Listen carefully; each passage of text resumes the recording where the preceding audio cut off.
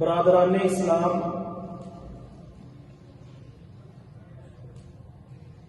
ماہ شعبان ہجری سال کا 8واں مہینہ ہے۔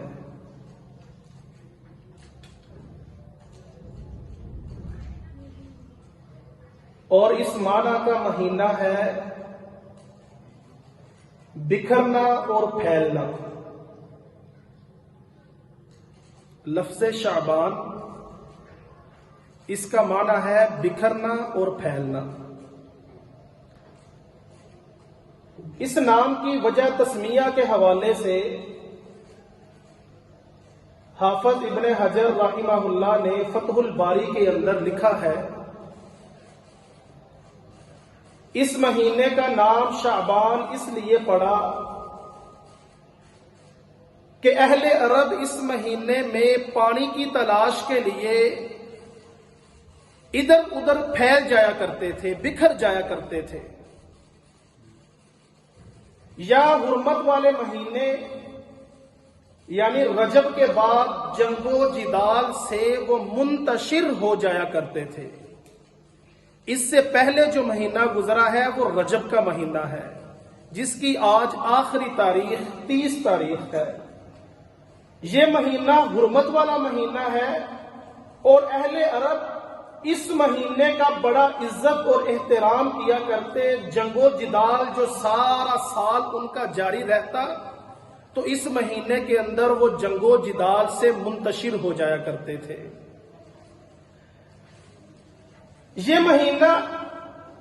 شعبان کا مہینہ اصل میں رمضان المبارک کی تیاری کا مہینہ ہے، مگر ماہ شعبان میں بطور خاص اس کی 15 تاریخ کو امت مسلمہ کے اندر بہت سی ایسی بدعات پائی جاتی ہیں جن کا دین اسلام کے ساتھ کچھ بھی تعلق نہیں ہے۔ آج کے خطبہ جمعہ میں اسی کے حوالے سے چند گزارشات آپ کے سامنے پیش کروں گا، تاکہ اللہ رب العزت ہمیں اس مہینے کے حوالے سے جو امت مسلمہ کے اندر بدعات اور خرافات پائی جاتی ہیں، اللہ رب العزت ہمیں اپنی اصلاح کی توفیق عطا فرمائے۔ عزیز بھائیوں، ماہ شعبان کی فضیلت کس وجہ سے ہے؟ ماہ شعبان کی فضیلت صرف روزے کی وجہ سے ہے، اور اس مہینے کے اندر کوئی ایسا کام نہیں ہوا جس وجہ سے اس مہینے کی فضیلت بیان کی جائے۔ اس مہینے کے اندر کوئی ایسا کارنامہ، کوئی ایسا بڑا کام جو ہوا ہو وہ لوگوں کے سامنے پیش کیا جائے، اور اس مہینے کی فضیلت اور اس کے فضائل کو لوگوں کے سامنے بیان کیا جائے، ایسا کوئی کام نہیں ہے۔ روزہ، رسول اللہ صلی اللہ علیہ وسلم ماہ شعبان کے اندر روزہ رکھا کرتے تھے۔ سیدہ عائشہ رضی اللہ تعالی عنہا بیان کرتی ہیں، نبی اکرم صلی اللہ علیہ وسلم ماہ شعبان سے زیادہ کسی مہینے کے روزے نہیں رکھا کرتے تھے، اور آپ صلی اللہ علیہ وسلم ماہ شعبان کا تقریباً پورا مہینہ ہی روزہ رکھا کرتے تھے۔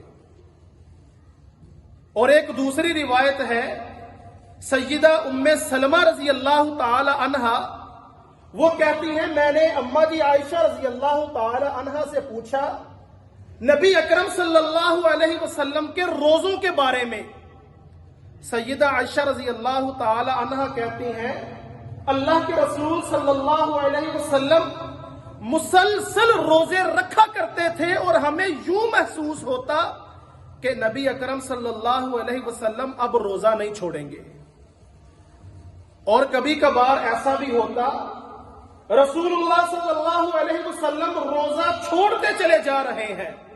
مسلسل اللہ کے رسول صلی اللہ علیہ وسلم روزہ نہیں رکھ رہے۔ عائشہ رضی اللہ تعالی عنہ بیان کرتی ہیں، ہمیں یوں محسوس ہوتا کہ اب اللہ کے نبی صلی اللہ علیہ وسلم روزہ نہیں رکھا کریں گے۔ اور پھر حضرت عائشہ رضی اللہ تعالی عنہ بیان کرتی ہیں میں نے نبی صلی اللہ علیہ وسلم کو شعبان کے مہینے سے زیادہ کسی اور مہینے میں روزہ رکھتے ہوئے نہیں دیکھا، اور آپ صلی اللہ علیہ وسلم سارا شعبان ہی روزہ رکھا کرتے تھے۔ اور اس حدیث کے آخری الفاظ یہ ہیں کہ رسول اللہ صلی اللہ علیہ وسلم اکثر شعبان کے مہینے کے روزے رکھا کرتے تھے۔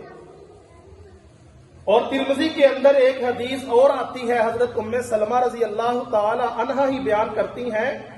میں نے نبی صلی اللہ علیہ وسلم کو لگاتار 2 مہینے کے روزے رکھتے ہوئے نہیں دیکھا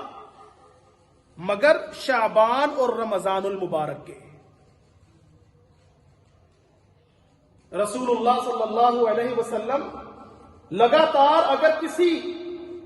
2 مہینوں کے روزے رکھا کرتے تھے، وہ شعبان کا مہینہ اور رمضان کا مہینہ تھا، اس کے علاوہ کسی 2 مہینوں کے رسول اللہ صلی اللہ علیہ وسلم لگاتار مسلسل روزے نہیں رکھا کرتے تھے۔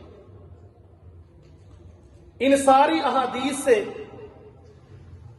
ہمیں صرف روزہ رکھنے کا ثبوت ملتا ہے کہ رسول اللہ صلی اللہ علیہ وسلم شعبان میں اکثر روزہ رکھا کرتے تھے، اور جن روایات میں یہ ملتا ہے کہ رسول اللہ صلی اللہ علیہ وسلم شعبان کا سارا مہینہ روزہ رکھا کرتے تھے، ان روایات سے بھی مراد یہی ہے کہ رسول اللہ صلی اللہ علیہ وسلم زیادہ تر شعبان کے مہینے کے روزے رکھا کرتے تھے۔ خلاصہ یہ ہے، 3 روایات میں نے آپ کے سامنے بیان کی ہیں بخاری، مسلم اور ترمذی سے۔ ان تینوں روایات کا خلاصہ یہ ہے کہ رسول اللہ صلی اللہ علیہ وسلم شعبان کے مہینے میں صرف روزے کا اہتمام کیا کرتے تھے، اس کے علاوہ کسی اور عبادت کا مخصوص کر کے جو صرف شعبان کے مہینے میں یا شعبان کی 15 تاریخ کو کی جائے، ایسی کوئی روایت رسول اللہ صلی اللہ علیہ وسلم سے روزوں کے علاوہ نہیں ملتی۔ اب دوسرا مسئلہ اس مہینے کے حوالے سے یہ ہے، اگر کوئی بندہ شعبان کے مہینے کے جو پہلے 15 دن ہے وہ روزہ نہیں رکھتا اور نصف شعبان کے بعد وہ روزہ رکھنا شروع کر دیتا ہے، کیا وہ ٹھیک کر رہا ہے؟ نبی اکرم صلی اللہ علیہ وسلم کی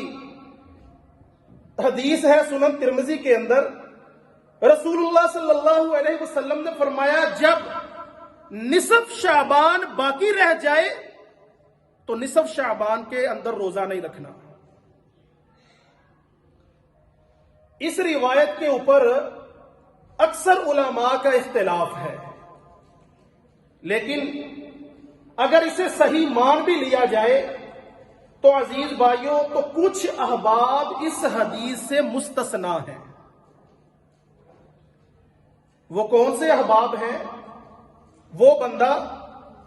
جو جمعرات اور سوموار کا روزہ رکھ رہا ہے اور اس کی روٹین ہے کہ وہ ہر ہفتے 2 دن کا روزہ رکھتا ہے، جمعرات کا اور سوموار والے دن کا،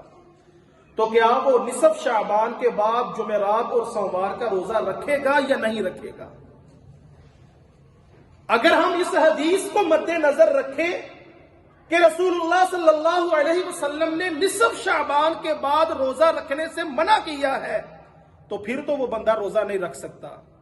لیکن نہیں، ایسا نہیں ہے۔ مفسرین اور محدثین نے اس کی وضاحت اس انداز کے ساتھ کی ہے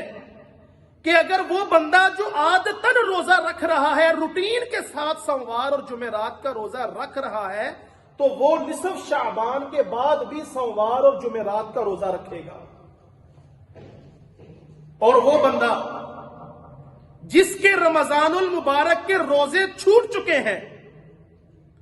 اس نے روزوں کی قضا دینی ہے، وہ بھی نصف شعبان کے بعد روزہ رکھ سکتا ہے۔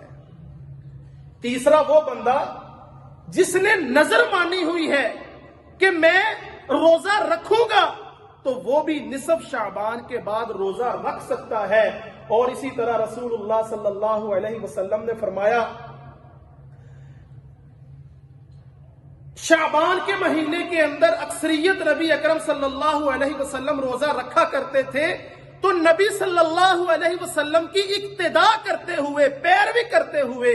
اگر کوئی بندہ نصف شعبان کے بعد بھی روزہ رکھ لیتا ہے تو اس بات کے اندر کوئی حرج نہیں، بشرط یہ کہ وہ نصف شعبان کے بعد مسلسل روزے رکھتا جا رہا ہے، کہیں ایسا نہ ہو کہ وہ رمضان المبارک کے جو فرضی روزے ہیں وہ رکھنے کا وقت آئے تو وہ جسمانی طور پر کمزور ہو جائے اور وہ نصف شعبان کے بعد روزے رکھ رہا ہے، ایسا کرنا جائز نہیں ہے۔